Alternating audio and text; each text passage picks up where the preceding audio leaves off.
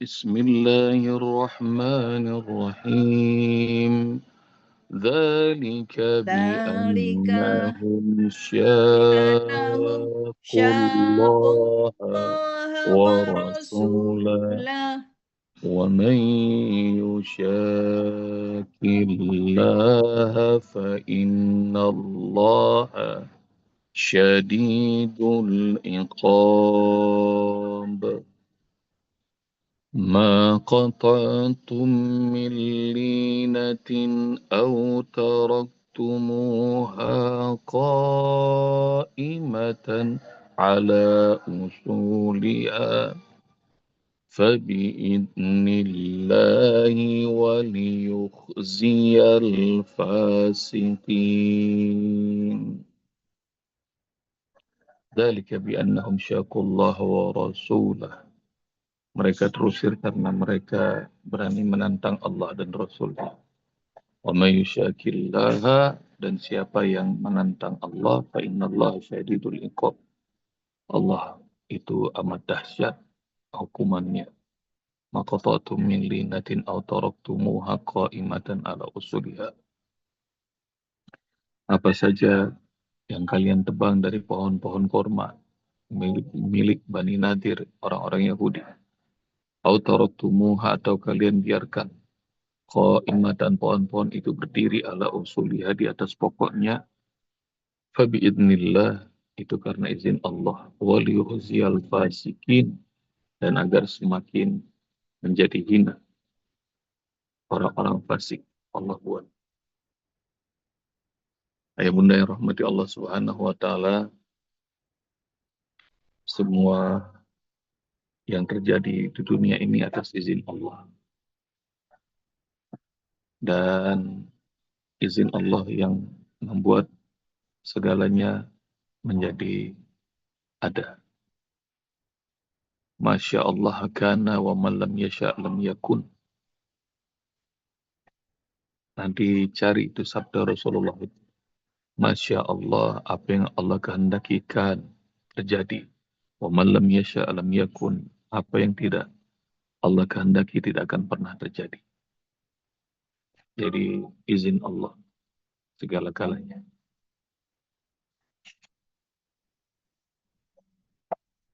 Dan nggak boleh kita orang beriman mengucapkan besok kecuali dengan ucapan insya Allah. Wala taqulanna li syai'in inni fa'ilun zalika qada illa ayyasha Allah. Surah Al-Kahfi ayat berapa tuh? Ayat bunda udah hafal. Wala taqulanna, jangan pernah engkau mengucapkan inni fa'ilun zalika qada, gua kerjain besok. Besok saya lakukan. Illa ayyasha Allah, kecuali mengucap insya Allah.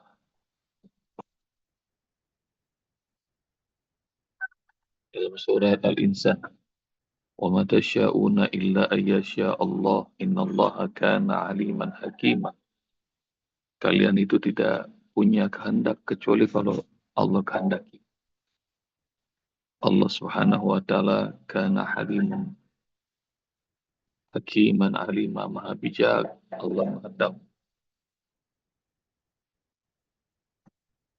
Jadi ayah bunda harus mengerti bahwa masyiatullah, kehendak Allah, keinginan Allah di atas segala-galanya.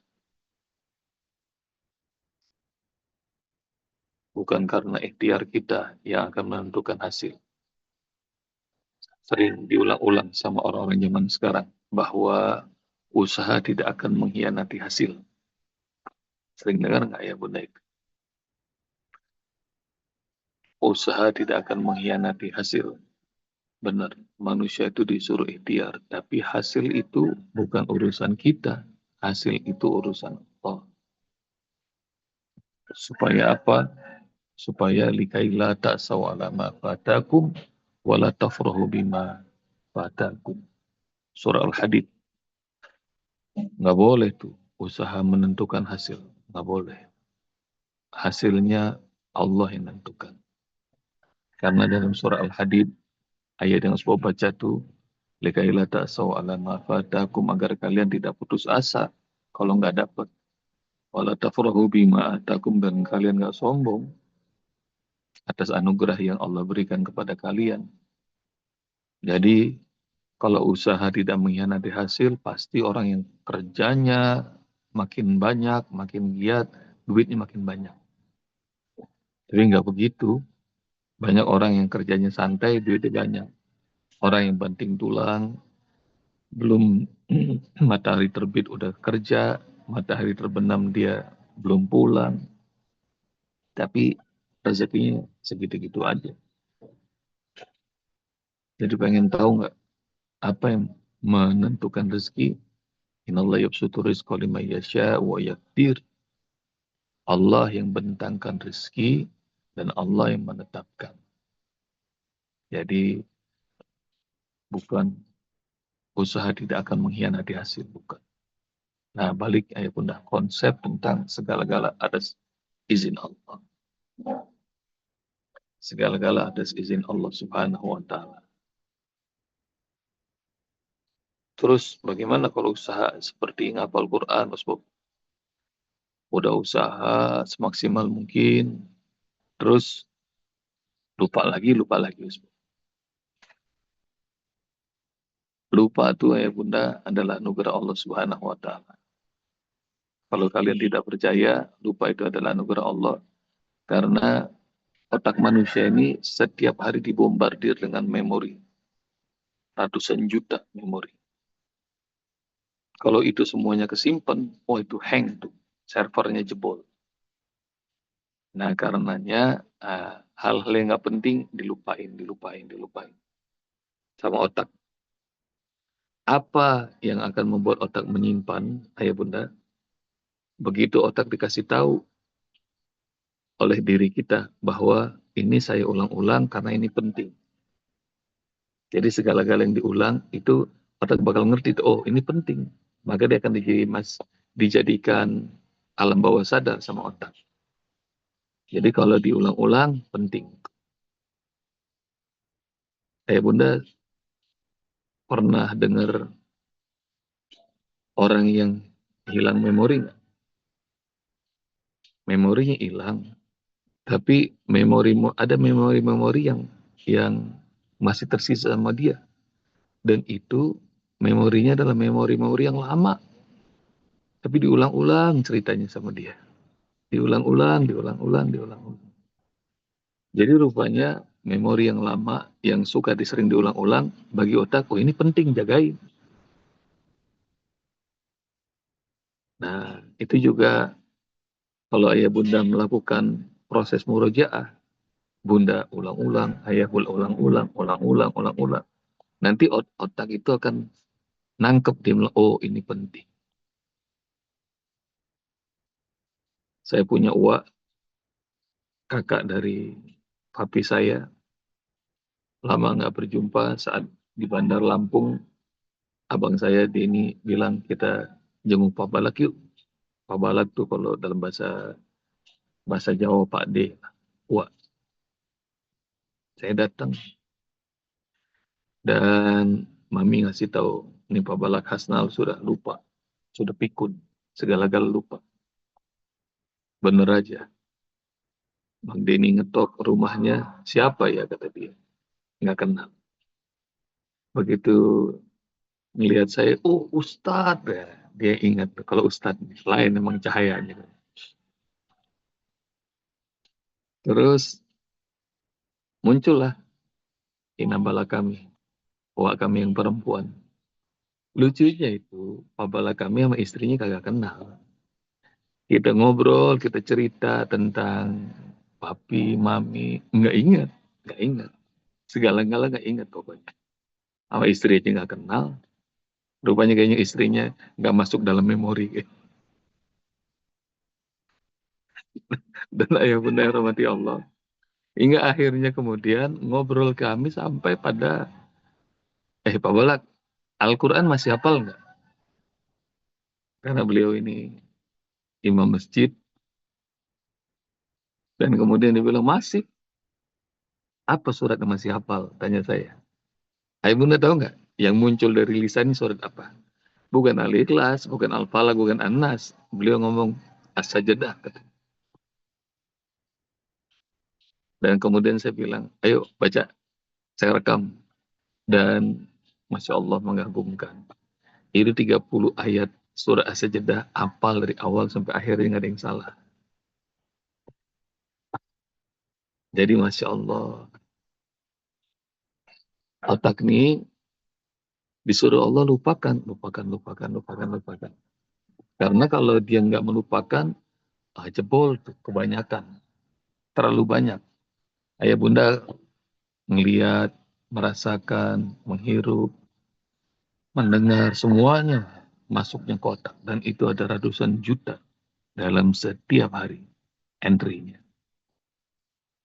Dan bagi otak yang tidak penting, skip, skip, skip, skip. Yang penting dijaga sama otak. Apa tanda yang bakal dijaga? Yang bakal dijaga sama otak yang kalau dia meresap ke hati, dia diulang-ulang, dia bisa membuat hati bergetar, kulit merinding, dan itu dijagain sama otak. Otak itu melakukan lupa karena rahmat Allah, supaya nggak terlalu banyak yang dipikirkan. Nah, satu itu tentang segala-gala izin Allah. Maka orang-orang beriman nggak boleh tuh mengatakan saya kerjain besok, kecuali mengucapkan insya Allah. Rasulullah dikecam oleh Allah saat mengatakan saya akan jawab semua pertanyaan itu. Pertanyaan tentang berapa orang jumlah Ashabul Kahfi. Pertanyaan tentang orang yang melakukan perjalanan dari barat ke timur, yaitu Zulkarnain. Dan pertanyaan tentang ruh. 3 pertanyaan yang dites oleh orang-orang kafir Mekah yang dapat bocoran dari para Yahudi di Madinah. Ini Rasulullah masih ada di Mekah dan sampai segitunya. Orang Mekah nyari ahli kitab di Madinah. Dia Yasrib. Bagaimana tentang orang yang aku nabi? Gimana cara ngetesnya? Dikasih tahu sama para rahib Yahudi. Tanya sama dia 3 hal ini. Kalau dia bisa jawab, dia nabi. Kalau nggak jawab, maka dia bukan nabi. Tanyakan tentang Ashabul Kahfi, berapa lama tidurnya, berapa orang jumlahnya. Tanyakan tentang orang yang melakukan perjalanan timur dan barat bumi, siapa namanya dan bagaimana kisahnya. Tanyakan tentang ruh padanya. Maka 2 pertanyaan ini, yang pertama dijawab oleh Allah dalam surat Al-Kahfi, dan tentang ruh itu dijawab dalam surat Al-Isra. Nah, tapi Rasulullah saat itu jawabnya kepada orang-orang kafir Mekah yang ngetes itu, besok saya jawab. Dan Allah mengecam Rasul saya mengatakan, jangan pernah ngomong, besok saya jawab. Kecuali ucapkan, insya Allah. Insya Allah. Izin Allah. Udah habis nih waktunya. Masih lanjut, ayo bunda. Ini kayaknya udah ngantuk semua ini. Udah bangun dari jam 1 kayaknya. Maqatatum min linatin aw taraktumuha qa'imatan ala usuliha. Ini ayah bunda begitu diserang Bani Nadir, benteng-benteng mereka dirobohkan, lalu supaya mereka tambah susah, maka kebun-kebun mereka terlanjur dirusak oleh kaum muslimin. Korma-korma mereka ditebangin. Tapi, Masya Allah, begitu mereka nebang beberapa pohon korma yang produktif, rupanya orang-orang muslim nih, kaum mukminin merasa sedih. Jadi ngerasa sedih. Ini bener apa enggak ya yang kita kerjain? Dan hingga akhirnya turun ayat ini. Jadi mereka khawatir apa yang mereka kerjakan menebang pohon-pohon kurma milik orang Yahudi Bani Nadir, mereka khawatir akan membuat Allah murka, Rasulullah jadi sedih. Karena dalam Islam, ayah bunda, dalam peperangan tidak boleh menebang pohon yang berbuah. Membakar kebun tidak boleh. Coba nanti cari sama ayah bunda PR. Ada perang dalam Islam. Tidak boleh membunuh anak-anak. Tidak boleh membunuh perempuan. Tidak boleh membunuh orang-orang lansia. Tidak boleh menghancurkan rumah-rumah ibadah. Apakah gereja, sinagog, wihara, apapun namanya. Dalam Islam, perang itu ada adabnya. Hebat sekali Islam ini. Dalam perang aja masih pakai adab. Nanti cari sama ayah bunda ya, tentang ajaran Islam. Adab dalam perang. Apa yang tidak diperbolehkan. Motong pohon nggak boleh. Apalagi yang berbuah. Membakar kebun nggak boleh. Menghancurkan rumah ibadah nggak boleh. Membunuh perempuan, anak kecil, orang-orang lansia tidak boleh. Dan banyak lagi. Nanti cari. Ada perang dalam Islam. Dan karenanya tidak mungkin dalam Islam itu melakukan penyerangan. Enggak. Kalau kalian belajar tentang Sirah Nabawiyah, Rasul dan para sahabat itu berperangnya selalu defense. Jadi karena diserang. Karena diserang. Nanti begitu sudah mulai agak kuat, maka kemudian perang itu dilakukan karena dakwah. Kalau ngajak orang mereka mau masuk Islam, maka mereka bakal dijaga, dilindungi. Kalau enggak, maka dikasih pilihan mereka bayar jizyah, upeti. Dan kalau bayar jizyah, mereka pun aman. Nah, nanti makin panjang kisahnya. Tapi Facebook cuma pengen sampaikan, hatta dalam perang, Islam mengajarkan adab. Indahnya ini. Agama. Masuk kamar mandi aja ada adab. Ke pasar aja ada adabnya. Biasanya kalau di pasar sering tipu-menipu, melakukan sumpah sembarangan. Tapi enggak diajarin sama Rasulullah SAW adabnya di pasar begini. Di rumah adabnya diajarin. Suami ke istri, istri ke suami, orang tua ke anak, anak ke orang tua diajarin adab.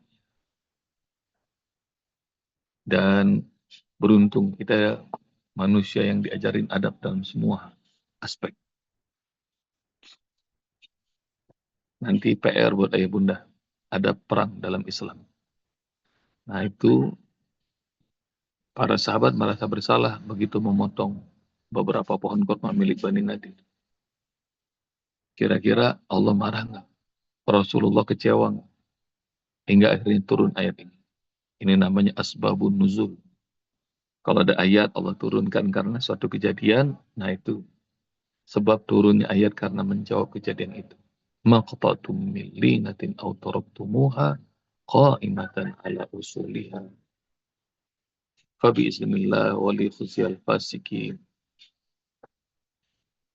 Selain poin pertama tentang izin Allah, poin kedua tentang adab dalam perang, dan akhirnya rupanya turun ini adalah izin Allah. Wali khusyal fasikin. Dan agar semakin dihinakan oleh Allah orang-orang fasik. Allah akan menghinakan orang-orang fasik. Bunda yang rahmati Allah Subhanahu wa taala.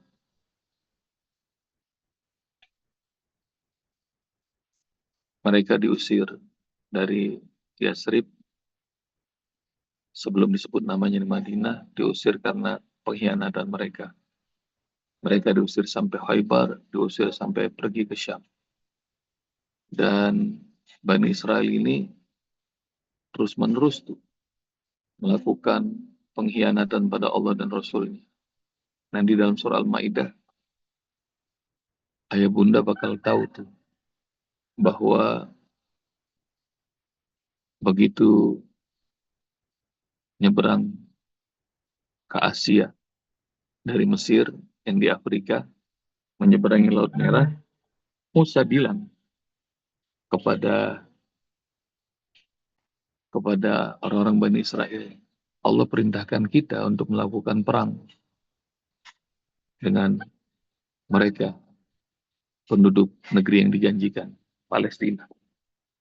Tapi orang-orang Yahudi, Bani Israel ngomong gini, Izhab anta wa rabbuka faqatila, inna hahuna qa'idun. Lu aja Musa, yang berangkat sama Robmu. Kami duduk aja di sini. Bayangin, orang Yahudi udah ngelihat Allah selamatkan mereka dari Fir'aun, Allah belah lautan buat mereka. Enggak, tetap aja. Mereka males tuh untuk ngebela Rasulnya, Musa alaihissalam. Doa aja Musa yang berangkat sama Robmu, ajak tuh. Taklukkan mereka. Tahu apa yang terjadi, ayah bunda? Nanti ayah bunda cari ayatnya. Allah murka sama mereka, diusir sama Allah. Nggak bisa masuk negeri yang dijanjikan itu Palestina selama 40 tahun. Cari itu ayatnya. 40 tahun Bani Israel hidupnya luntang-lantung di padang pasir. Yatihuna fil ard 40 tahun. Kenapa? Karena itu nantang Allah dan nantang Rasulnya. Diulang-ulang sama Bani Israel itu. Di zaman Musa mereka tahu tuh. Kakek-kakek mereka pernah ngalami itu. Di zamannya Muhammad SAW mereka begitu lagi. Wal yukhziyal fasikin. Dan Allah Subhanahu wa taala bakal hinakan orang-orang fasik. Dihinakan kembali sama Allah Subhanahu. Sama ayah bunda. Sekarang juga begitu. Dunia disuruh bikin BOP, Board of Peace. Udah suruh pada ikutan, suruh bayar lagi. $1 miliar masing-masing negara. Masing-masing negara udah kontroversi kira-kira bener nggak Board of Peace. Israel masih nyerang, masih membombardir. Bentar lagi kita bakal ngeliat dihinain lagi sama Allah. Wal yukhziyal fasikin. Jadi mudah-mudahan ntar Allah usir lagi Bani Israel. Dan Allah berikan kemerdekaan buat saudara-saudara kita di Palestina. Jadi tenang aja ayah bunda. Nanti Bani Israel sudah selalu berulang-ulang melakukan kebodohannya. Jadi kebodohan di Palestina udah mereka lakukan. Kebodohan di Yasrib sudah mereka kerjain. Nah, bentar lagi nih, kebodohannya itu di BOP kayaknya. Board of Peace. Ntar kebodohannya mereka yang atur agreementnya, mereka yang mengkhianati hingga akhirnya dunia udah semakin muak dan bakal diusir lagi. Insya Allah. Tenang aja. Kalau udah nggak ada yang bisa ngurusin dia, ntar Allah yang ngurusin orang-orang Bani Israel. Demikian ya Bunda. Jazakumullah. Assalamualaikum warahmatullahi wabarakatuh. Waalaikumsalam warahmatullahi wabarakatuh.